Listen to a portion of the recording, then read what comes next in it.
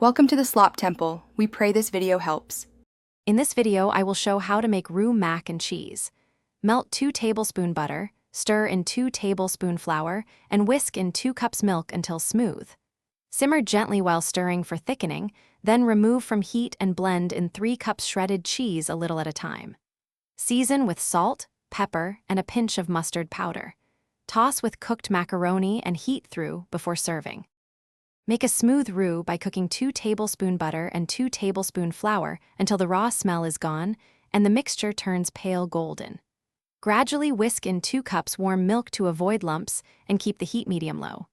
Taste for salt and add 3 cups cheese slowly so it melts evenly. Use sharp cheddar for flavor and a bit of Gruyere or Parmesan for depth, then combine with pasta and serve. Quick recommendation: if this guide helps, please subscribe and like to support more recipes and tips. On another note, the Shark AI Ultra Robot Vacuum is a helpful kitchen sidekick for crumbs and cheese bits, offering voice control and smart cleaning so you can focus on your roux. It saves time and keeps floors tidy. Check the description for the link and other deals. Now let's get back to the video.